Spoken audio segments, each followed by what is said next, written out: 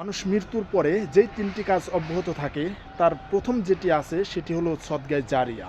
আপনি যদি আর্থিকভাবে যদি কোনো প্রতিষ্ঠানে, মাদ্রাসা, মসজিদে অথবা গরিব কোনো ব্যক্তিকে যদি সহায়তা করতে পারেন, সহযোগিতা করতে পারেন, তাকে যদি কোনো ভালো একটি ব্যবস্থা করে দিতে পারেন, ওই ভালো কাজটি যতদিন অব্যাহত থাকবে ততদিন কিন্তু আপনার মৃত্যুর পরেও কিন্তু আপনার কবরে কিন্তু সওয়াব পৌঁছাতেই থাকবে। দ্বিতীয় নাম্বার যেটি হলো সেটা হলো আপনার ইলম। ইলম এমন একটি বিষয় যেটা আপনি মানুষকে যদি দান করেন সেটা আরও বেশি বৃদ্ধি পেতে থাকে। আর এটা বৃদ্ধি যত পেতে থাকবে তত কিন্তু আপনার আমলনামায় কিন্তু সওয়াব পৌঁছাতেই থাকবে।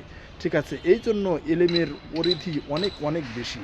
এবং ৩ নাম্বার যেটি হলো সেটি হলো আপনার নেক সন্তান। আপনি যদি দুনিয়ার উপরে যদি একটি নেক সন্তান যদি রেখে যেতে পারেন, আর ওই সন্তান যতদিন আপনার জন্য দোয়া করবে হাত তুলে, ততদিন কিন্তু আপনার কবরে কিন্তু সওয়াব পৌঁছাতেই থাকবে।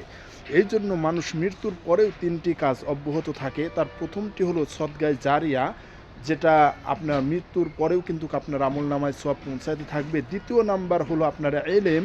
এলেম যদি আপনি কাউকে যদি দান করেন সেটা থেকে পর্যায়ক্রমে আরও বিস্তার হতে থাকবে আর আপনার আমলনামায় সওয়াব পৌঁছাতেই থাকবে। তৃতীয় নাম্বার হলো আপনার নেক সন্তান। আপনি যদি নেক সন্তান দুনিয়াতে যদি রেখে যেতে পারেন তাহলে ওই নেক সন্তান যতদিন আপনার জন্য দোয়া করবে ততদিন আপনার আমলনামায় সওয়াব পৌঁছাতেই থাকবে।